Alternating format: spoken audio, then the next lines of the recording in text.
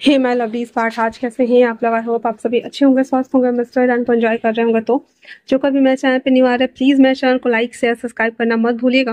और अगर आप लोगों को मेरे स्टोरी लाइन उसके प्लॉट पसंद आ रहे हैं तो प्लीज़ मुझे कमेंट्स करके अप्रिशिएट करना भी मत भूलिएगा। जैसा भी लगे आप लोगों को मुझे ज़रूर बताइएगा। देन चलिए हम स्टार्ट करते हैं इस एफ को, ठीक है ना। जहाँ हमने लास्ट पार्ट में देखा कि जो हमारा विंग है ना, वो बेड पे लेटा हुआ था और वांग जी उसके पास आते हुए कह रहा था कि क्या तुम्हें समझ में नहीं आ रहा है कि मैं क्या कह रहा हूँ? हाँ, इतना सुनना हुआ ही था। विंग कहता है कि क्या ये मुझे अपना ओमेगा पार्टनर बनाने वाले हैं? तो ऐसा नहीं हो सकता है।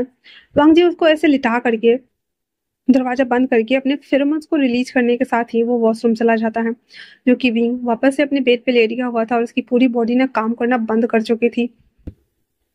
वो एक पैरालाइज्ड बॉडी की तरह वहां पे बैठा हुआ था। थोड़ी देर में वांग जी वहां से अंदर आता है और आने के साथ ही वो फ्रेश होके आ गया हुआ था। उसे कहता है चुपचाप से सो जाओ और मुझे सोने दो। इतना बोलने के साथ ही जो हमारा वांग जी था ना, उसके तमी के ना हाथ को रैप कर लेता है।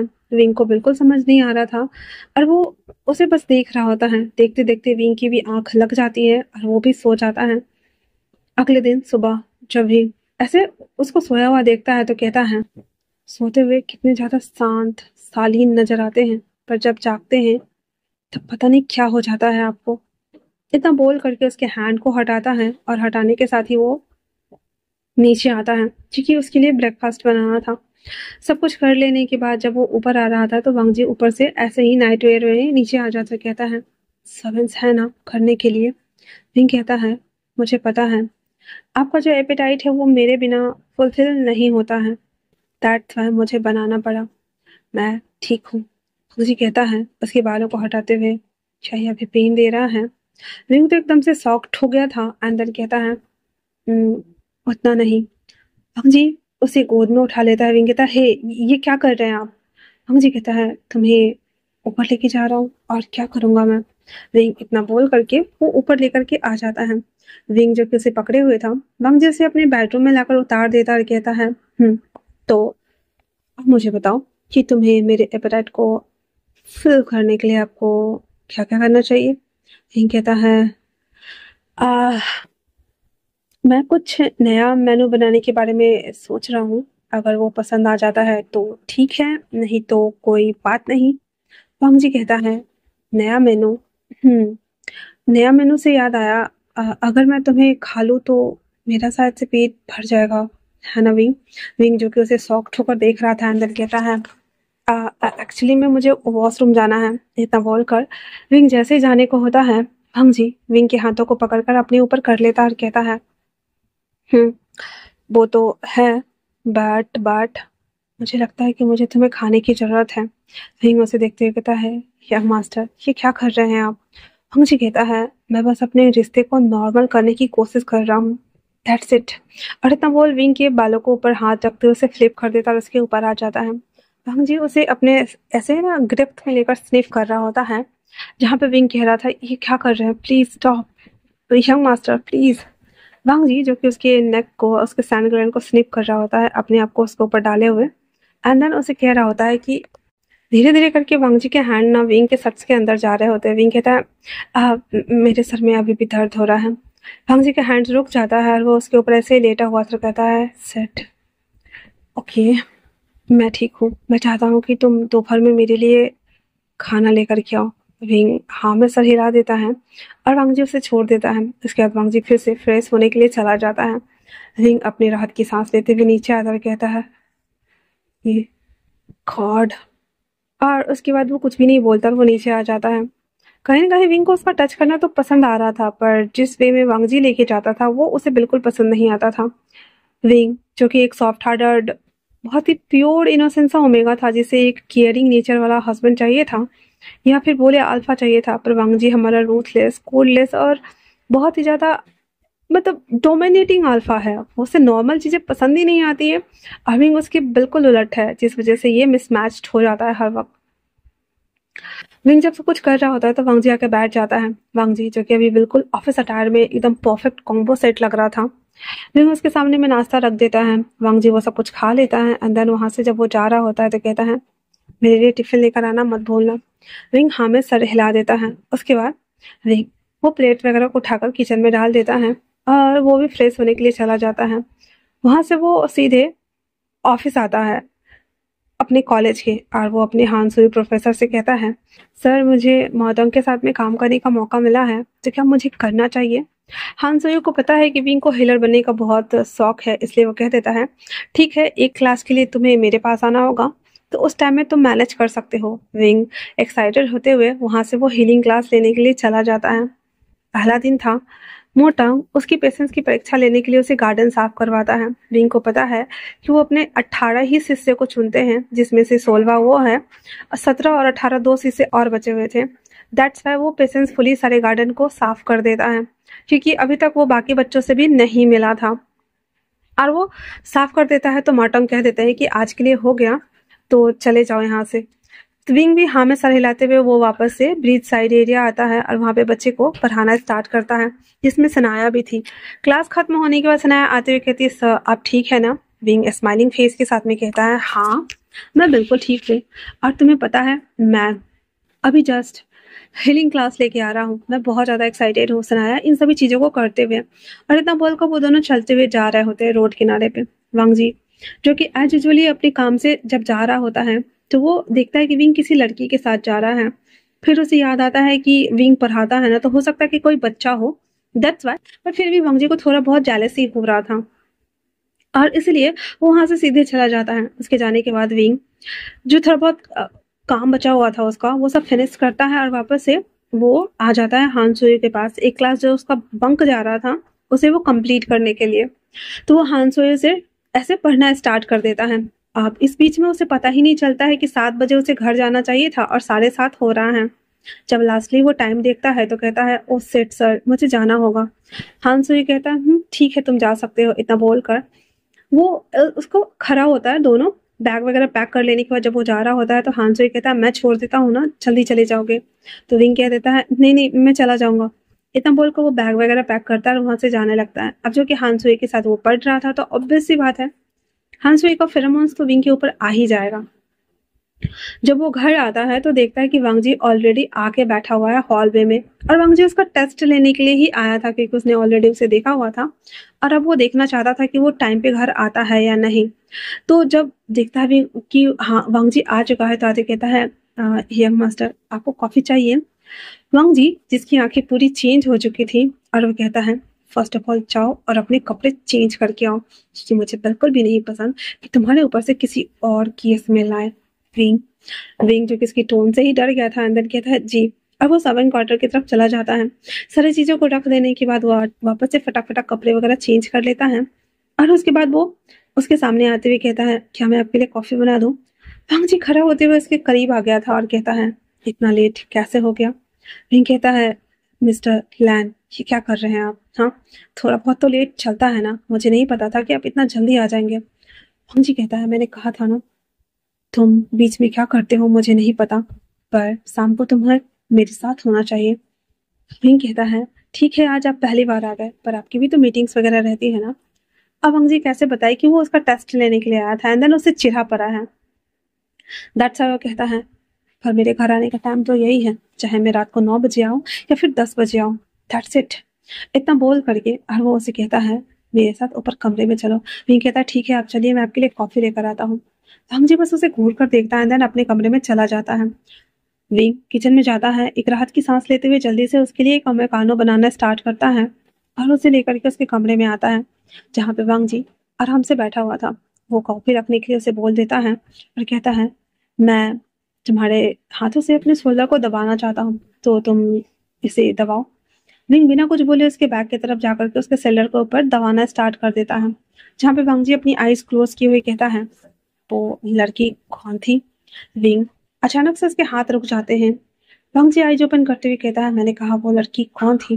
विंग कहता है, वो मेरी स्टूडेंट है, क्या कोई प्रॉब्लम है? वांग जी कहता है, नहीं बस पूछना था। एंड देन तुम्हारे ऊपर से ये स्मेल कैसी आ रही थी? विंग कह देता है, एग्जाम्पल देते हुए कि वो हानसोए सर के पास गया था पढ़ने के लिए, क्योंकि मॉर्निंग का क्लास बंक था। अब वांग जी को इससे प्रॉब्लम नहीं हो रही थी कि वो किससे पढ़ रहा है, क्या कर रहा है, नहीं कर रहा। हानसोई का नाम सुनते ही वांग जी को फिर से छोड़ जाता है। एंड देन कहता है, रियली? और इतना बोलकर उसे खींचता है, जिससे कि वो गर्म कॉफी विंग के हाथ पे गिर जाती है। पर वांग जी जो कि गुस्से में था, उसे परवाह ही नहीं है कि विंग का हाथ जल गया है, और वो कहता है तुम्हें नहीं लगता कि तुम जब मेरे साथ हो तो तुम्हें किसी और के बारे में सोचने की या कहीं और जाने की जरूरत नहीं है। विंग अपने हाथों को झटकाते हुए कहता है मिस्टर लैन, क्या कर रहे हैं आप? और दूसरी बात ये कि मेरा उनके साथ कोई ऐसा कुछ नहीं है। जो कुछ भी है वो आप मेरे साथ कर रहे हैं, वो भी जबरदस्ती। मैं तो आपके साथ भी नहीं करना चाहता। और विंग वांग जी के आंखों में देख कर बोल रहा था। वांग जी जिसको विंग का बोल्डनेस काफी पसंद आया था, बट फिर भी वो कहता है I like your attitude, but तुम जानते हो कि ये मेरे ऊपर ट्रिक नहीं करने वाला है। तो तुम मुझे बताओ कि ऐसा क्यों किया तुमने? विंग कहता है मैंने ऐसा कुछ भी नहीं किया है, इसलिए प्लीज आप शांत हो जाए। और इतना बोल करके और वो वांग जी कहता है क्या इतना मुश्किल है तुम्हें समझाना कि मैं तुम्हें पसंद करता हूँ? हाँ, तुम इसे एक्सेप्ट क्यों नहीं करते हो विंग? और इतना बोलकर वो खड़ा हो जाता है। विंग भी खड़ा हो चुका था और कहता है क्यों आपको जलन हो रही है? वांग जी कहता है ऑफ कोर्स, मुझे जेलसी क्यों नहीं होगी भला? हाँ, मैं तुम्हारा आल्फा बनना चाहता हूँ। विंग कहता है आपने सब कुछ तो कर डाला है, फिर आप एक ही चीज की आर्ग्यूमेंट क्यों करते रहते हैं मेरे से? हाँ, अगर मैं नहीं कहूंगा तो आप मुझे जाने दोगे क्या? वैसे भी आपने मुझे अपना स्लैब बना के रखा हुआ है। हाँ जी कहता है फॉर गॉड से विंग, हम अपने रिश्ते को नॉर्मल नहीं कर सकते हैं क्या, एक नॉर्मल अल्फा और ओमेगा की तरह? विंग कहता है आपको लगता है हमारा रिश्ता कभी ऐसे बन सकता है? मुझे तो नहीं लगता कि हमारा रिश्ता कभी भी नॉर्मल हो सकता है, क्योंकि मुझे अच्छे से पता है कि आप हमेशा से मेरे लिए यंग मास्टर ही रहने वाले हैं और कुछ नहीं। तो इससे ज्यादा हम क्यों सोच रहे हैं? हाँ, और इतना बोल करके वो कहता है मैं आपके लिए दूसरी कॉफी लेकर के आता हूँ। विंग जो कि बहुत ज्यादा इरिटेट हो चुका था, उसके हाथ जल गए हुए थे, और वो दोबारा से कॉफी बनाता है एंड देन बटलर को बोल देता है कि आप ही दे आओ। वांग जी जो कि उसका वेट कर रहा था पर वो नहीं आया था। विंग गार्डन एरिया में आके बैठा हुआ था एंड वो अपने हाथों को देख रहा था। वो हाथे के ऊपर जो फाउंटेन का पानी था ना, वो वहां पे बैठा हुआ था और उस पानी में हाथ डाले हुए था, जहाँ पे उसे वो ठंडा ठंडा अच्छा फील हो रहा था। वहीं पे एक जो बॉडीगार्ड था वो हमेशा ना विंग को देखता था कि वांगजी सर ना उसके साथ ना टॉर्चर करते रहते हैं और उसे परेशान करते रहते हैं, तो उससे रहा नहीं जाता है। आज वो भी एक बीटा था, नॉर्मल बीटा था। वो उसके पास आता और कहता है ये ऑर्नामेंट आप लगा दीजिए। तो विंग ना उसे वो ले लेता है और मुस्कुराते हुए कहता है थैंक यू। वांग जी जो कि अपने विंडो के पास खड़ा होकर के वो कॉफी पी रहा था और बाहर विंग को देख रहा था, जब वो फाउंटेन के पास बैठा हुआ था। अब तक तो सब कुछ सही चल रहा था, बट जैसे उसने देखा कि विंग इतना ज्यादा एकदम चिल्ली स्माइल के साथ में उस बीटा को ऐसे मुस्कुराकर कुछ कह रहा जो कि थैंक यू ही था, वांग जी की वापस से जेलसी ऐसे ना ओवरलोड टॉप पे थी। एंड देन वो उसे देख रहा होता है, जहाँ पे वो जब लगा रहा होता है तो वो उसे फूंक रहा होता है। वो बॉडीगार्ड कहता है क्या मैं आपकी हेल्प कर दूं? विंग कहता है नहीं नहीं नहीं, क्या कर रहे हो आप, नहीं रहने दो। और वो कहता है ठीक है मैं ऑर्नामेंट ले लेता हूँ। फिर विंग ना अपने हाथों पे वो अप्लाई कर रहा था, तो वो गीला था, दैट्स वाई वो ढूंढ रहा था कि हाथ को पोछे। वो फटक से अपने पैंट के पॉकेट में से हैंकी निकालता है एंड देन उसे वो बढ़ा देता है।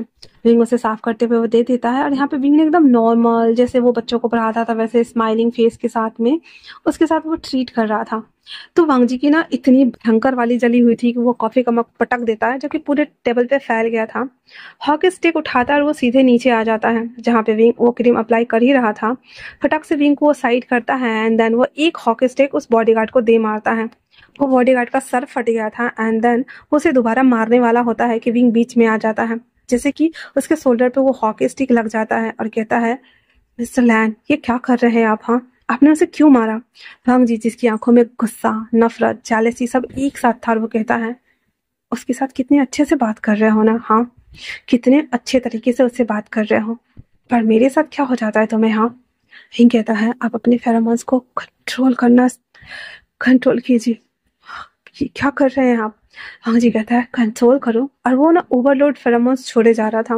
वो विंग को साइड करते हुए उसे एक और हॉकी स्टिक दे मारता है, जहाँ पे विंग वापस से उसके हॉकी स्टिक को छीनते हुए कहता है हेल्प हेल्प हेल्प। पर सारा बॉडीगार्ड को डर लग रहा था। विंग कहता है वो मर जाएगा। हाँ जी कहता है तो मर जाने दो। इतना बोलने के साथ ही वो उसको खींच कर लेके जाता है।